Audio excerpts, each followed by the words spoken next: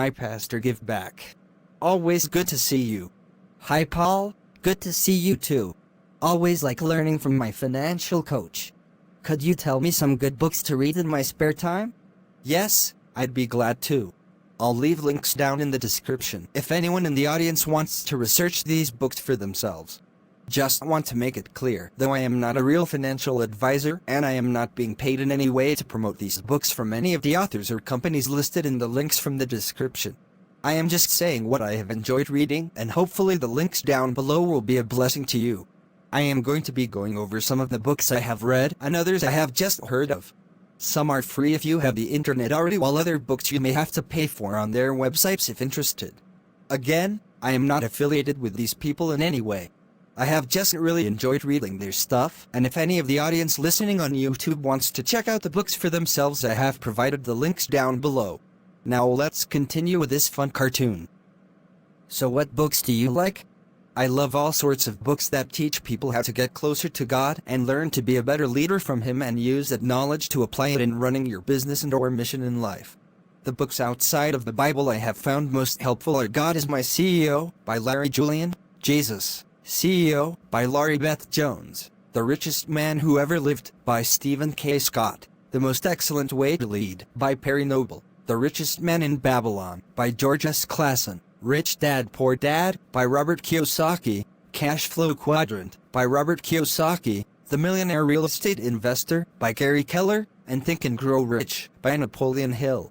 So those resources have helped you be a better businessman? Absolutely. I think they can also help you be a better pastor as well. But what does being a better businessman have to do with being a better pastor?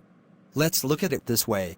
When you retire as pastor, you want to make sure your sheep are all well cared for, correct? Absolutely. Next to Jesus, then my family and my sheep are the most important people in my life. Can you honestly say that if you were to retire now, then your sheep would be well taken care of? Let's see, besides me there are about 39 employees at our church. Not counting staff, there are roughly 500 people that go to our church. I get calls all the time and do in-house visits all the time.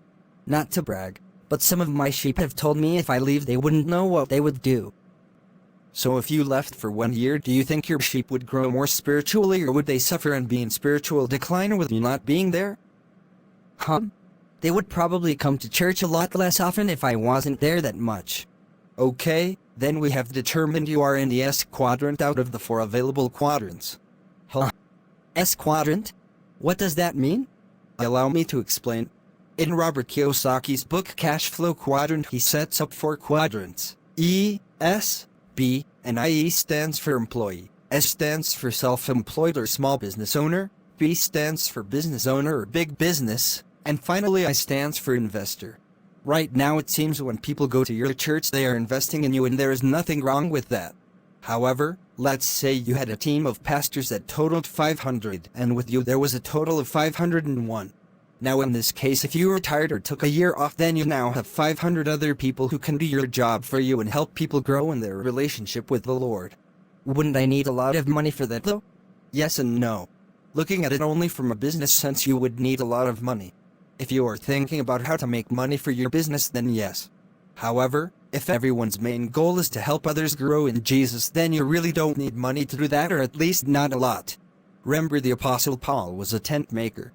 If you have pastors working outside jobs to take care of their financial needs, it allows them to work for free or little pay, so they can focus more on developing the sheep and help them grow in their relationship with Christ. Oh, I see. So large businesses that can do well without you puts you in the B category, and if that same system is put in place with the emphasis on helping grow in their walk with the Lord, then if I were to stop pastoring for a year and come back, then my sheep would be even healthier than before. Exactly. Just as the man who was given 10 talents doubled them and gave his master a total of 20 talents, and the one with 5 talents gave his master a total of 10 talents after his master came back from his long journey, his money grew.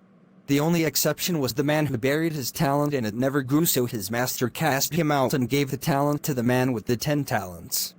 Point is, when you find people that share your same vision, they will help you out. It can be hard, but this also means knowing who to fire when they're either bad for your business and or your organization. Wow! I get it now. Thank you so much. Hope this video was helpful and a blessing to you. The book of Proverbs is a great place to go to for financial wisdom. Remember, money is not the root of all evil, but the love of money is the root of all evil. God bless you and hope you had a great time. Please like and subscribe to Everest 1827.